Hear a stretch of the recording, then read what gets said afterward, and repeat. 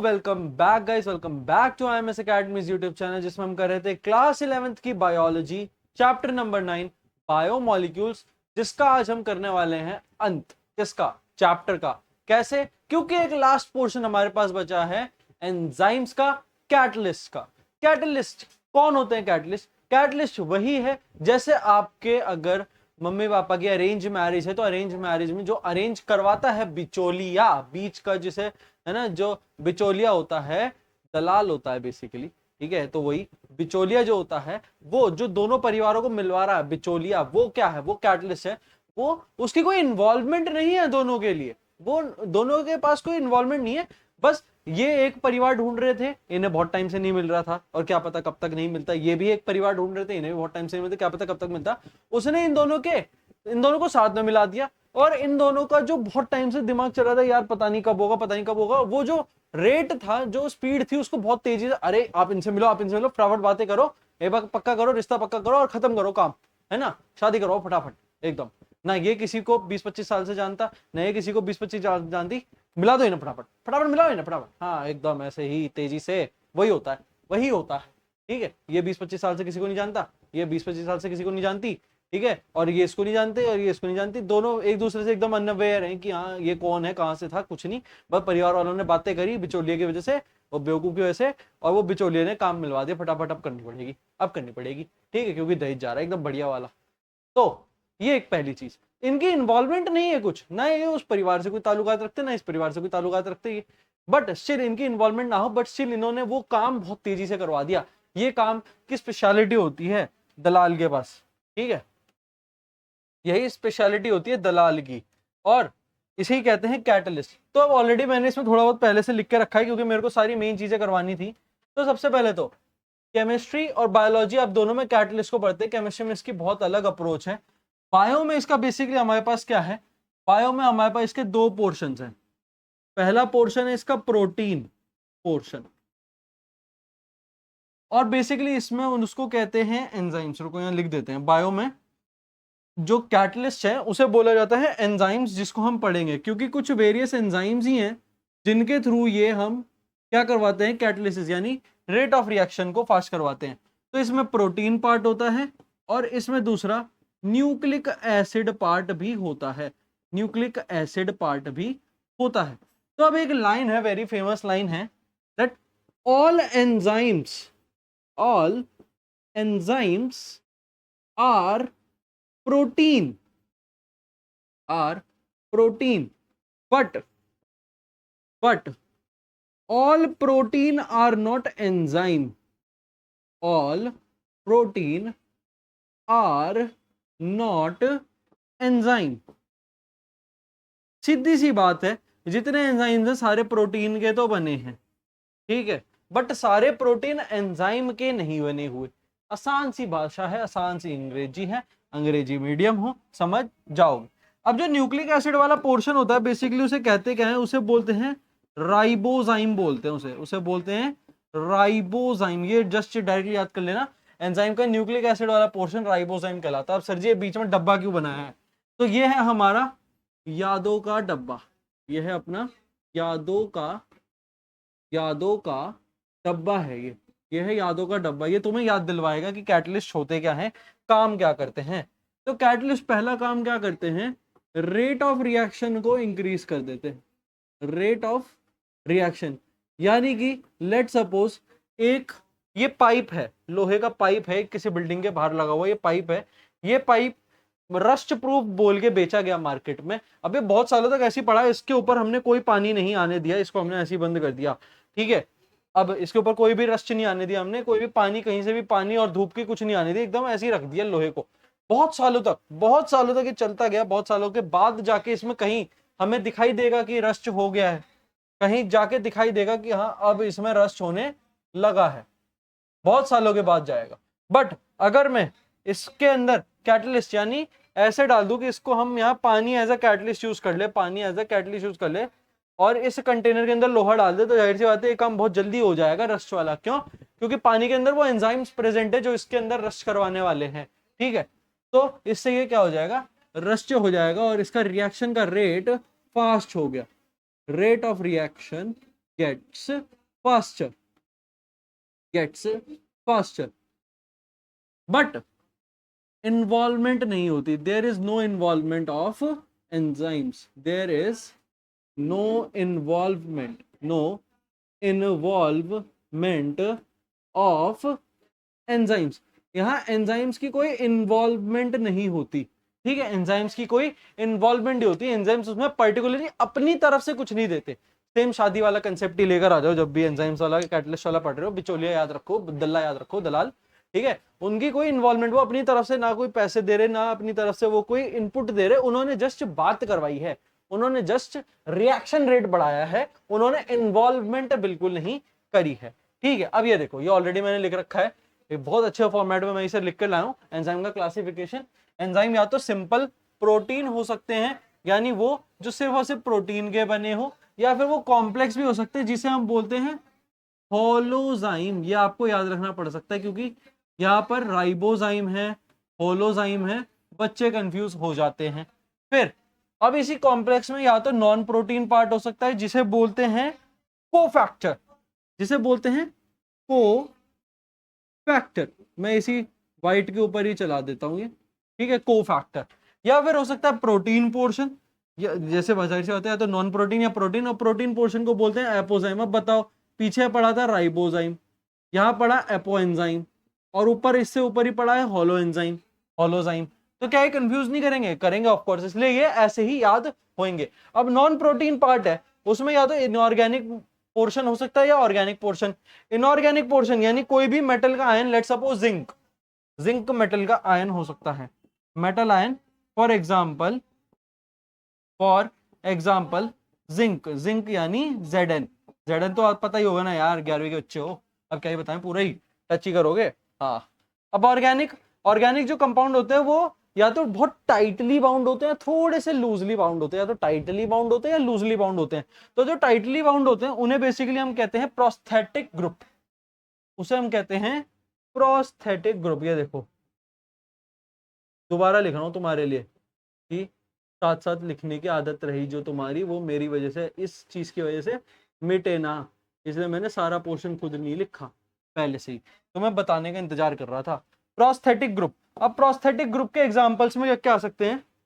Catalase आ सकते हैं, catalase आ सकते हैं फॉर एग्जांपल, ठीक है। प्रोस्थेटिक ग्रुप यानी ये टाइटली बाउंड होते हैं, कैटलेज आ सकते हैं, पेरोक्सिडेज, या सब आसान छोड़ो, हेम ग्रुप। हेम ग्रुप यानी हमारे ब्लड में होता है, हेमोग्लोबिन सुना है ना, HIMOGLOBIN, हेमोग्लोबिन, वही होता है, ठीक है। और या फिर वो लूजली बाउंड हो सकते हैं, जैसे कि कोएंजाइम, जैसे कि कोएंजाइम। अब ये आप अभी नेक्स्ट चैप्टर्स में पढ़ने वाले हो, और अगले 3 चैप्टर्स में आप इन्हीं के बारे में सबसे ज्यादा जानने वाले हो। क्या चीज है सर ऐसी? तो इसके जो एग्जाम्पल हैं वो है NAD प्लस और NADPH, NADPH, ये दो चीजें आप नेक्स्ट चैप्टर में अच्छे से पढ़ने वाले हो। फिलहाल के लिए बस आपको इसका डायरेक्टली एग्जांपल ही याद रखना है, ठीक है। अब आओ, अब बात करते हैं आसानी से, एकदम आराम से बैठ के, हमने सारी चीजें जो बेसिक इंट्रोडक्शन दी वो हमने इसलिए जल्दी जल्दी निपटा दी, क्योंकि मेरे को इस पे थोड़ा अच्छे से टाइम देना था। किस पे? वर्किंग ऑफ एंजाइम पे। वर्किंग ऑफ एंजाइम, एंजाइम जाहिर सी बात है, एंजाइम क्या है? प्रोटीन है। प्रोटीन में क्या था? प्रोटीन में थे स्ट्रक्चर्स, प्रोटीन में थे स्ट्रक्चर्स। अब आओ, चलो स्ट्रेचिंग व्रेचिंग हो गई, एकदम मस्त बॉडी हो गई, वापस से काम करने के लिए तैयार। हम यहाँ पर लेते हैं 3 डिग्री प्रोटीन स्ट्रक्चर, हम यहाँ पर लेते हैं 3 डिग्री प्रोटीन स्ट्रक्चर लेते हैं। सर जी ग्लोबुलर सा दिखता था थोड़ा सा, तो आओ देखो,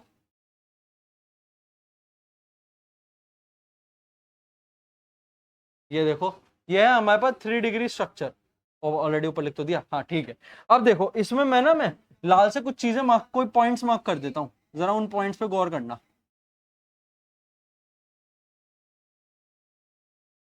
ये देखो, ये 3 मैंने सर्कल मार्क करे हैं, इन 3 सर्कल्स को मैंने मार्क करा है, ठीक है। इन तीनों सर्कल्स को मैं हाईलाइट भी कर देता हूं। जब भी ये ग्लोबुलर स्ट्रक्चर ऐसे घूम घूम के कहा फोल्डिंग इसके कट कर देते हैं, जाहिर सी बात है, वो कहाँ गया मेरा तार जो मैंने उस दिन यूज करा था? 1 मिनट रुकना, चलो ये ले लेते हैं, मिल गया कुछ तो, लेकर आता हूं। ये रहा, चल ये रहा, ये देखो, ये हमारे पास वापस से प्राइमरी प्रोटीन स्ट्रक्चर, पहले कार्बोहाइड्रेट लिया था, अब इसे प्रोटीन मानो। अब ये देखो, ये इसे मैं यहाँ राउंड करना शुरू कर रहा हूँ, ये देखो ऐसे हो गया, ठीक है। अब यहाँ पर जितने भी बंद सर्कल्स हैं, जैसे ये एक बंद सर्कल है, ये एक बंद सर्कल है, ये एक बंद सर्कल है, ये सारे के सारे उन्हीं 3 सर्कल्स को मैंने मार्क कर दिया, उन्हीं 3 सर्कल्स को मैंने यहाँ मार्क कर दिया। अब देखो जरा इधर, अब देखो जरा इधर, जब ये 1 डिग्री वाली चेंज होती है, ऐसे घूम घूम के राउंड जहां बन जाती हैं, उन राउंडेड एरियाज को बोलते हैं हमारे पास एक्टिव साइट। उन राउंडेड एरियाज को बोलते हैं हम एक्टिव साइट। तो यहाँ पर ये एक्टिव साइट है, ये एक एक्टिव साइट है, और वो एक एक्टिव साइट है। अब जाहिर सी बात है, जिसको हमें चार्ट करना है जहां से, उसे हम ऐसे ले लेते हैं। चलो, ये कोई प्रोटीन स्ट्रक्चर नहीं है, it is just our substrate, it is just our substrate. ये हमारे पास क्या है? सबस्ट्रेट है, यह है सबस्ट्रेट, सबस्ट्रेट। अब देखो, थोड़ा टाइम बीता और ये सबस्ट्रेट इस एंजाइम से जाकर मिला, ये सबस्ट्रेट इस एंजाइम से जाकर मिला, एंजाइम सबस्ट्रेट कॉम्प्लेक्स बनाया, enzyme substrate complex, enzyme substrate complex कैसे बना? Enzyme substrate complex when substrate binds to the active site of enzyme, binds to the active site of enzyme, active site of 3 degree protein या enzyme. अब देखो, इस substrate को जरा इधर लाके बिठा देते हैं, ऑरेंज वाला, इस पूरे को उठाओ इधर लाके बिठाओ, तो ये देखो, ये देखो, ये ऐसे और ये ऐसे, ये देखो, ये सबस्ट्रेट अब इधर बैठ गया, ये क्या बन गया? एंजाइम सबस्ट्रेट कॉम्प्लेक्स बन गया। अब जब ये इसके ऊपर रहेगा तो जाहिर सी बात है, अब यहाँ प्रोडक्ट बनेगा। तो एंजाइम सबस्ट्रेट के बाद कुछ टाइम बाद क्या होगा? लेट्स सपोज इसके जो हम टुकड़े को प्रोडक्ट बोल देते हैं। आओ जरा इसको हम, नहीं इसको ऐसे नहीं, ये क्या है? ये है प्रोडक्ट, ये है, ये है, ये है प्रोडक्ट। ये एक क्या है? ये एक है प्रोडक्ट है, ये एक प्रोडक्ट है, ठीक है। वो दूसरा प्रोडक्ट है, इसी एंजाइम से निकले हुए ये प्रोडक्ट है, जब इस एक्टिव साइट पर लग गया। आसान सी चीज। तो अब यहां बन गया हमारे पास, यहां हमारे पास बन गया एंजाइम प्रोडक्ट कॉम्प्लेक्स, क्योंकि अब यहां समझो, इस चीज को समझो, इस चीज को समझो। एग्जाम्पल लेते हैं, एग्जाम्पल लेते हैं, किस चीज का एग्जाम्पल है, किस चीज का एग्जाम्पल लें? हाँ, ये देखो, ये हमारे पास क्या, एक मैच बॉक्स है, और इसके साथ हमने क्या करा, यहाँ पर हमारे पास एक और चीज अगर कोई पड़ी हो तो उसे भी उठा ही लेता हूँ, 1 मिनट रुकना बस इस चीज को। तो ये क्या है हमारे पास? ये क्या है हमारे पास? ये लेट्स सपोज हमारे पास 3rd डिग्री प्रोटीन स्ट्रक्चर। ये क्या है हमारे पास? ये हमारे पास सबस्ट्रेट, ठीक है। ये मैच बॉक्स हमारे पास सबस्ट्रेट है, ये हमारे पास क्या है? ये 3 डिग्री प्रोटीन स्ट्रक्चर। अब जब ये इसके लेट्स सपोज ये जो मार्कर के टिप बनी हुई, ये उसकी बाइंडिंग साइट है, सॉरी ये उसकी एक्टिव साइट है। ये जैसे ही सबस्ट्रेट इस एंजाइम के बाइंडिंग साइट, एक्टिव साइट पर आके बाइंड कर जाएगा, तो ये क्या बन गया? Enzyme substrate complex. अब ये यहाँ प्रोडक्ट में टूटेगा। लेट्स सपोज इसके जो प्रोडक्ट हैं वो इसके टुकड़े होना है, ठीक है। ये इसे इसके टुकड़े हो गए। 1 मिनट इसकी सारी मैथ्स निकाल दूं मैं। आओ जरा इधर हट जाओ। हाँ, अब देखो, ये इसके प्रोडक्ट्स हैं। लेट्स सपोज ये इसका प्रोडक्ट है। अब थोड़े टाइम बाद इसके ऊपर ये, अब ये एंजाइम, ये सॉरी ये सबस्ट्रेट के ऊपर ये एक्टिव साइट एक्ट कर रही है। जाहिर सी बात है, एक्टिव साइट है तो एक्ट कर रही है। एक्ट करते करते धीरे धीरे ये प्रोडक्ट में तब्दील हो गया, और ये रहा अब इसका प्रोडक्ट बन गया। अब स्टिल ये बाइंड, एक्टिव साइट से बाइंडिंग हटी नहीं है प्रोडक्ट की, और स्टिल एक पोजीशन थोड़ी टाइम के लिए जरूर आएगा जब प्रोडक्ट भी इस एक्टिव साइट पर ही होगा, और उसे कहते हैं एंजाइम प्रोडक्ट कॉम्प्लेक्स। तो पहले क्या था? पहले क्या था? पहले था एंजाइम सबस्ट्रेट कॉम्प्लेक्स। जब एंजाइम के एक्टिव साइट पर सबस्ट्रेट आकर बैठ गया था, अब इस पे वो एक्टिव साइट एक्ट करेगी, फिर बन गया थोड़ी देर के लिए टेम्परेरीली एंजाइम प्रोडक्ट कॉम्प्लेक्स, जब यहाँ पर इस सबस्ट्रेट का प्रोडक्ट में तब्दीली हो गई, यानी इसके ऐसे टुकड़े हो गए। तो ये बेसिक हमारे पास नॉलेज थी, ये हमारे पास बेसिक नॉलेज थी किसकी? एंजाइम सबस्ट्रेट और एंजाइम प्रोडक्ट कॉम्प्लेक्स की। एंजाइम का यही वर्किंग है कि कैसे एंजाइम वर्क करता है। आपको पेपर में ऐसे ही लिखना पड़ेगा, और चाहो तो ये एग्जांपल्स को भी आप ऐसे यूज कर सकते हो। और यहाँ मैं अभी कुछ ऐसा सच कर नहीं रहा हूँ, मैं बस ये मैच बॉक्स की मैच स्टिक्स वापस रख रहा था क्योंकि वरना कुछ अनहोनी ना हो जाए। अब देखो फैक्टर्स अफेक्टिंग एंजाइमेटिक एक्शन, अब ये एंजाइम इसके ऊपर एक्शन कर रहा है, ये कहीं ना कहीं तो किसी ना किसी फैक्टर्स पे बेसिक होगा। तो ये दो फैक्टर्स पे बेसिस है। क्या है? पहला पीएच, दूसरा है टेम्परेचर। तो अब देखो यहां पर आपको एक शब्द याद रखना है, एक शब्द याद रखना है, वो शब्द है ऑप्टिमम। ऑप्टिमम। तो जाहिर सी बात है कोई एक ऐसी पर्टिकुलर स्पेस जरूर होती है जहां पर आप अपना मैक्सिमम आउटपुट दे सकते हो। मे बी जब आपको पढ़ना हो तो ऐसी एक जगह जरूर होगी जहां पर आप ऑप्टिमली सबसे ज्यादा बैठ के पढ़ सकते हो। आपका रूम हो सकता है, कोई खाली कमरा हो सकता है, कोई दोस्तों के साथ हो सकता है, लाइब्रेरी हो सकती है, XYZ की ऐसी जगह हो सकती है। ठीक है, यूट्यूब हो सकता है, वे ऑफ अगर उसका याद रखें, वे ऑफ पढ़ाई का, यूट्यूब के थ्रू हो सकता है, नोट्स के थ्रू हो सकता है, लिख के हो सकता है, चैट जीपीटी के थ्रू हो सकता है, कैसे ही हो सकता है। ठीक है, तो वो आपको एक ऑप्टिमम स्पेस होता है जहां पर आप अपने मैक्सिमम आउटपुट को टच कर सकते हो। तो हमेशा एंजाइम की एक्टिविटी पीएच और टेम्परेचर पर बेसिस होती है।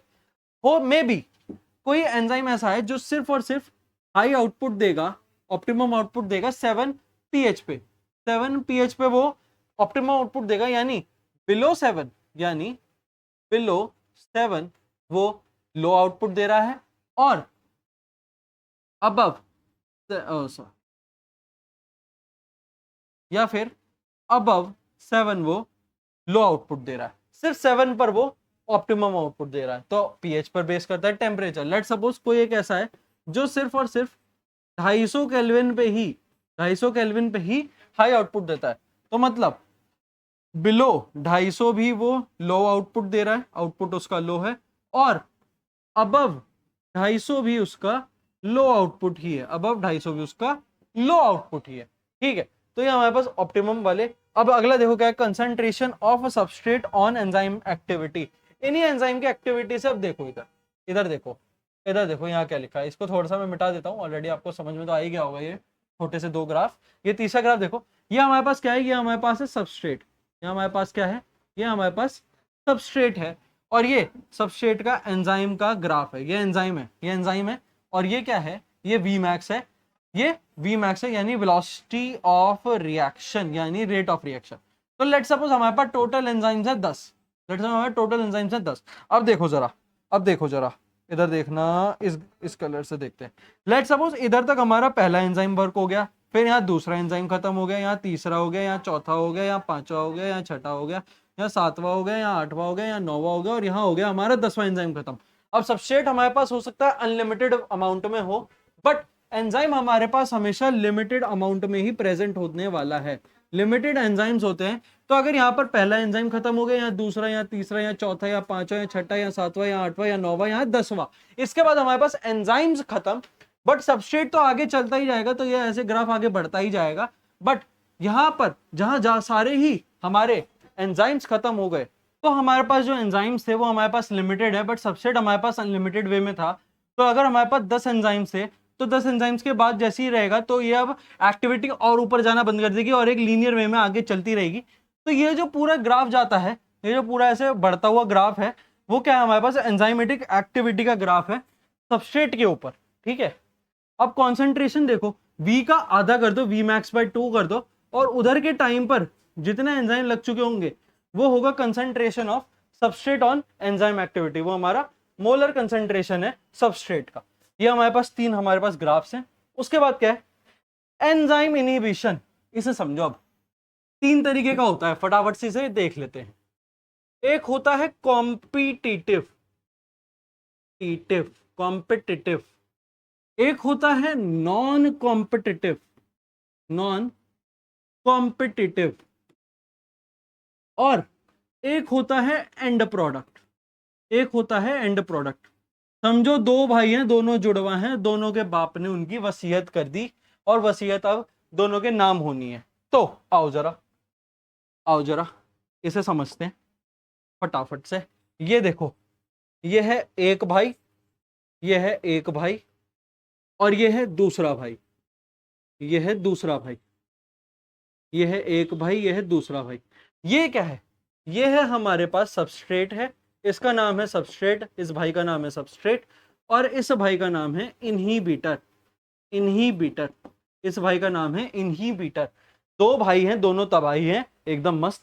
और एक का नाम सबस्ट्रेट, एक का नाम इनहिबिटर। अब देखो इधर, ये है हमारे पास एंजाइम, ये है हमारे पास एंजाइम, यानी काइंड ऑफ कह सकते हो पापा ने जो वसीयत इनकी करी है वो है, ठीक है। अब या तो ये एंजाइम इसको काट सकता है प्रोडक्ट में, या ये एंजाइम इसको काट सकता है, यानी या तो ये एंजाइम इसे अमीर बना सकता है या एंजाइम इसे अमीर बना सकता है। तो इनहिबिटर का काम होता है रेट ऑफ रिएक्शन को डिक्रीज करना, रेट ऑफ रिएक्शन को रेट ऑफ रिएक्शन को कम करने का काम होता है इनहिबिटर का। तो ये इनहिबिटर यहां इससे जलता है, इनहिबिटर यानी दूसरा भाई इस पहले भाई से जलता है, और ये चाहता है कि सारी चीजें मेरे को ही मिलती रहे, इसको कुछ ना मिले, ताकि इसका जो प्रोग्रेस है वो खराब हो जाए। तो एंजाइम कभी कभी धोखे में आके इस सबस्ट्रेट को ना छू के, इस इनहिबिटर को छू के और इसको प्रोडक्ट में कट कर देता है। अब जाहिर सी बात है, अगर इनहिबिटर कटेगा तो कोई रेट ऑफ रिएक्शन में तो वो आ नहीं रहा, बट इसकी वजह से सबस्ट्रेट नहीं कट पाया अपने एंड प्रोडक्ट्स में, और इस वजह से सबस्ट्रेट का जो प्रोडक्ट बनने का रेट था, रिएक्शन का जो रेट था, वो कम हो गया कॉम्पिटिटिव में। अब नॉन कॉम्पिटिटिव में क्या होता है? नॉन कॉम्पिटिटिव में यहां पर सिर्फ हमारे पास सबस्ट्रेट, यानी हमारे पास पहला भाई तो जिंदाबाद है, सिर्फ यही है उस वसीयत की लाइन में लगा हुआ। सामने से पापा आ रहे थे वसीयत के कागज लेके, यहां से पापा आ रहे थे वसीयत के कागज लेके, और क्या कर दिया दूसरे वाले भाई ने, यानी इनहिबिटर ने आके पापा से ही ये वसीयत डायरेक्टली छीन ली, बिना कोई रिक्वेस्ट या कोई डिमांड के, सीधा आके छीन ली। यानी इनहिबिटर एंजाइम के ऊपर ही जाकर चिपक गया, जिसकी वजह से वो एंजाइम सबस्ट्रेट को एंड प्रोडक्ट्स में नहीं काट पाया, जिसकी वजह से रेट ऑफ रिएक्शन स्लो हो गया। सीधी सी बात है। अब यहां देखो, इसमें इनहिबिटर नहीं होता, contains no inhibitor, but what it contains कि लेट सपोज ये हमारे पास क्या था, सबस्ट्रेट, यानी हमारा पहला भाई, ये हमारे पास सबस्ट्रेट है, ये हमारे पास सबस्ट्रेट है, और यहां देखो ये था हमारा इनहिबिटर, तो सॉरी ये था हमारा एंजाइम, ये एंजाइम जाकर इसके ऊपर लगा, एंजाइम की एक्टिव साइट्स ने इस सबस्ट्रेट को एंड प्रोडक्ट्स में तोड़ दिया, और लेट सपोज अब आगे जाके जो इसके एंड प्रोडक्ट बने, इसके लेट सपोज उसने उसे सिर्फ इतने पोर्शन से ही अभी तक काटा था, इतने पोर्शन से ही अभी तक उसने काटा था, और जो वो बने एंड प्रोडक्ट, लेट सपोज वो एंड प्रोडक्ट कैसे दिखते हैं, वो एंड प्रोडक्ट ऐसे दिखते हैं, वो एंड प्रोडक्ट ऐसे दिखते हैं, ये ऐसे दिखते हैं वो एंड प्रोडक्ट, उसमें से ही एक एंड प्रोडक्ट क्या करा जाके इस वाले से, बचे हुए वाले से ऐसे एंड प्रोडक्ट ही इनहिबिटर का काम कर दिया। जैसे एक बाप ने अपने बच्चे के नाम वसीयत करी, उस बच्चे के फिर आगे बच्चे हुए, और उन बच्चों में से एक सबसे बड़े वाले बच्चे ने बच्चे की वसीयत क्या कर दी, बाप से छीन के अपने नाम करवा ली, दादा की वसीयत अपने नाम करवा ली। तो वो एंड प्रोडक्ट ने इनहिबिट कर दिया बचे हुए रिएक्शन को, कि अब बचा हुआ पैसा ये जो सबस्ट्रेट है वो यूज ही ना कर पाए। जैसे ही बच्चा थोड़ा बड़ा हुआ, जैसे हुआ, तुरंत उसके नाम हो गए कि हाँ ये वाले अब तो ये यूज ही नहीं कर पाएगा। तो competitive, non competitive, and product, तीन टाइप के हमारे पास इनहिबिशन होते हैं। अब एंजाइम की क्लासिफिकेशन देख लेते हैं। हमारे पास 6 तरह के होते हैं, 6 तरह के, 6 क्लासेस हैं, और यही 6 क्लासेस के नाम मैं ऑलरेडी आपके पास लिख के लाया हूं। ऑक्सीडो रिडक्टेज या डिहाइड्रोजनेज, ये हमारा वर्क करते हैं ऑक्सीडेशन रिडक्शन रिएक्शन पर, यानी ये वो एंजाइम है जो ऑक्सीडेशन रिएक्शन और रिडक्शन रिएक्शन दोनों का काम करवाते हैं। ऑक्सीडेशन रिएक्शन या रिडक्शन रिएक्शन, ये तीनों करवाते हैं, ये सॉरी दोनों करवाते हैं। अगले देखो ट्रांसफरेज को सीधा सीधा समझना, उसकी टोपी इसके सर, उसकी टोपी इसके सर, इसकी टोपी उसके सर, सीधा सा काम है, सीधा सा मतलब है। यहां पर देखो, let suppose S plus G और S डैश, आगे जाके ये S डैश अलग हो गया, प्लस G के साथ S जुड़ गया, ठीक है, S और G और सबस्ट्रेट वाला, और यहां पर ये चीज अलग हो गया, इसकी टोपी इसके सर आ गई, इसकी टोपी इसके सर आ गई, बस। S की जो टोपी G थी वो अब S डैश की जो टोपी G थी वो अब S के सर आ चुकी है। आसान सा, ये हमारे पास क्या था, ये ट्रांसफरेज था, ये हमारे पास क्या है, ट्रांसफरेज। एक मिनट रुकना, और इस चीज में भी यहाँ पर, हाँ आओ, हाइड्रोलेस की बात करते हैं। ये बेसिकली हमारे कहाँ काम आते हैं, ये हमारे काम आते हैं हाइड्रोलिसिस करवाने में। हाइड्रोलिसिस अब ऑलरेडी आप समझ तो चुके होंगे। हाइड्रोलिसिस क्या होता है, बड़े से छोटे छोटे पार्ट में तोड़ना, हाइड्रोलिसिस ऑफ जैसे एस्टर है, जैसे ईथर है, जैसे कार्बन कार्बन बॉन्डिंग है, जैसे पेप्टाइड बॉन्डिंग है, इन सब की, या ग्लाइकोसिडिक बॉन्डिंग है, या डाइएस्टर बॉन्ड है, उन सबको छोटे छोटे बॉन्ड में तोड़ने में हाइड्रोलेज हमारे पास क्या करते हैं, काम करते हैं। लाइएज समझो, लाइएज क्या है, सॉरी ये वाला कलर नहीं, ये वाला। लाइएज क्या करते हैं, लाइएज करते हैं रिमूवल ऑफ ग्रुप, यानी अगर किसी कार्बन के साथ कोई और ग्रुप जुड़ा हुआ है, उन दोनों ग्रुप को अलग कर देना उस कार्बन से। एग्जाम्पल देखो, एग्जाम्पल देखो सीधा, ये एग्जाम्पल डायरेक्ट ड्रॉ भी कर सकते हो। एक कार्बन से जुड़ा हुआ था एक्स ग्रुप, एक कार्बन से जुड़ा हुआ था वाई ग्रुप। लाइएज की वजह से ये कार्बन आपस में डबल बॉन्ड में जुड़ गए और ये दोनों अलग हो गए, एक्स और वाई आपस में लेट्स सपोज अगर जुड़ गए, नहीं जुड़े तो नहीं जुड़े, छोड़ दिया। लाइगेज क्या होता है, लाइगेज क्या होता है, ये बोलते हैं, हम इसे बोलते हैं एंजाइम का सॉरी एंजाइम का फेविकॉल, इसे एंजाइम का फेविकॉल बोलते हैं। यानी ये क्या करवाता है, help in binding, help in binding of two molecules, help in binding of two और मोर मॉलिक्यूल्स, टू और मोर मॉलिक्यूल्स। सीधी सी बात है, सीधी सी बात है।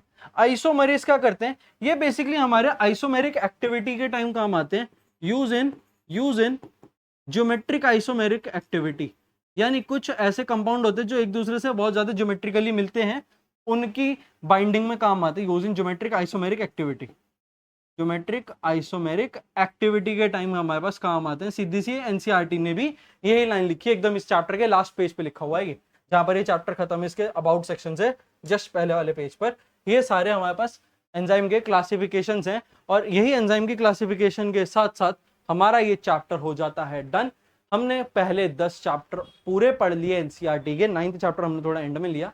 नेक्स्ट टाइम हम स्टार्ट करेंगे जो प्लांट फिजियोलॉजी और ह्यूमन फिजियोलॉजी, तो हमारे पास अब मॉड्यूल्स बचे हैं। उन 2 मॉड्यूल्स में हमारे पास इन टोटल 9 चैप्टर हैं, जिसमें से पहले 3 चैप्टर्स हमारे पास प्लांट फिजियोलॉजी के। प्लांट फिजियोलॉजी में हम स्टार्ट करेंगे फ्रॉम द नेक्स्ट लेक्चर। तब तक के लिए थैंक यू सो मच।